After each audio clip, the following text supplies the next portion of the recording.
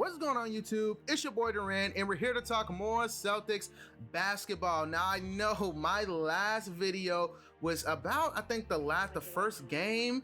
Until then, I still haven't really updated the channel. So this is going to be a little bit of light update from what I've seen in our past 4 games. We're 2-2 right now.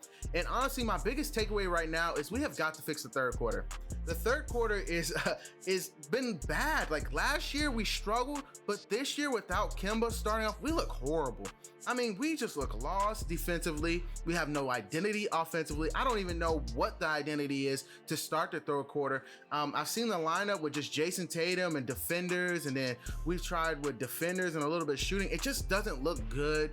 I'm questioning why we have Marcus Smart and Jaylen Brown on the bench to start the second halves. These third quarters have not been great for the Celtics.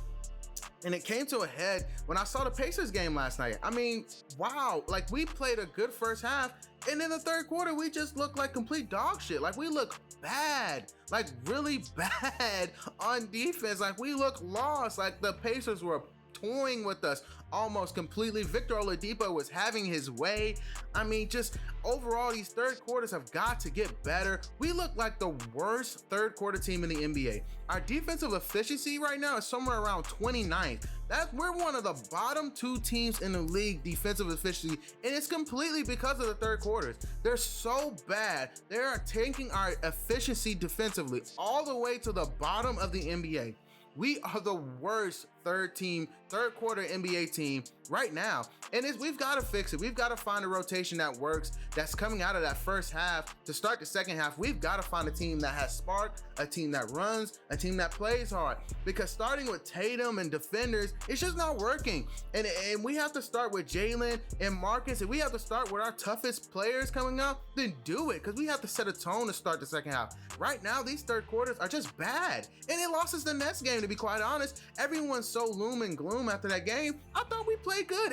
From my takeaway from the Nets game is we need Kemba Walker for the mountain climb. We hung in there the first half. We played good defense that first half. But that third quarter where Kevin Durant got loose, there was no adjustments. We got completely blown out. In these past 4 games, what I'm seeing from Brad is there is no adjustments being made. And the other team is just making adjustments at halftime and completely destroying our game plan in the third quarter. And then we make an adjustment in the fourth quarter and try and make a run to try and win the game. And you cannot win consistently in the NBA doing that, playing quarter through quarter and like up and down. Like we have to be way more consistent throughout these games to win consistently. If we want to compete, that's just something that I'm learning so far. Overall, let's go ahead and look at some of these players. Peyton Pritchard has looked really good. I told y'all Peyton Pritchard was a dog. Peyton Pritchard looks good. I would love to see Peyton Pritchard a little bit more on ball rather than off ball as he's been recently. But as we're seeing game by game, Peyton Pritchard is getting way more comfortable with the ball in his hands. He's getting way more comfortable picking his spots to drive, picking his spots to shoot. Like he's getting way more comfortable and he's getting more minutes. He played like 27 minutes last night against the Pacers. I was like, wow, like Peyton Pritchard is really like he's really gaining Brad Stevens' trust. And Brad, talked very highly of him, called him poised, called him a really good player. Like he's earning his players' trust. He's earning his keep. I think Jaylen Brown called him the GOAT last night. He's earning his place.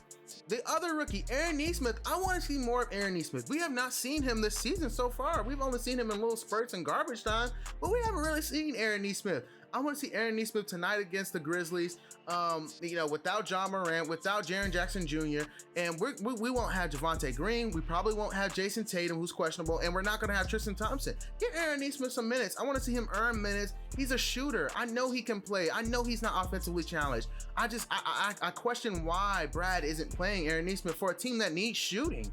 And my only assumption is he's struggling with the playbook defensively or offensively. And that's my only reason why. Because when you take away from what Brad said to a question what someone was saying, why isn't Nesmith playing?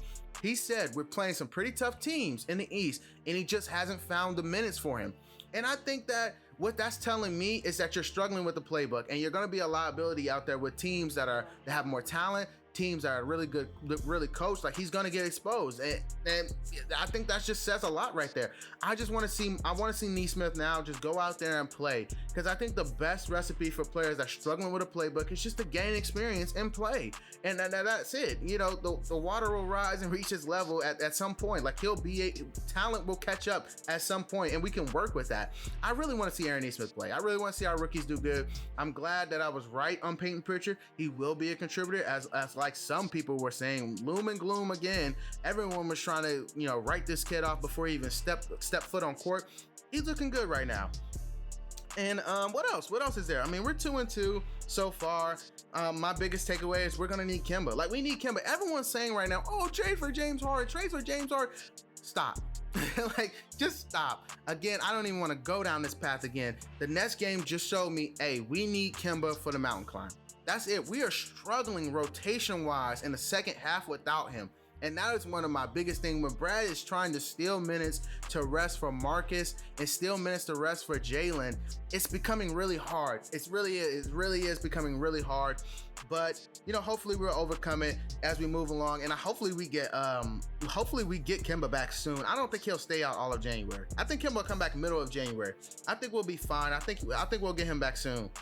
Well, as always, guys, like, comment, and subscribe. Peace.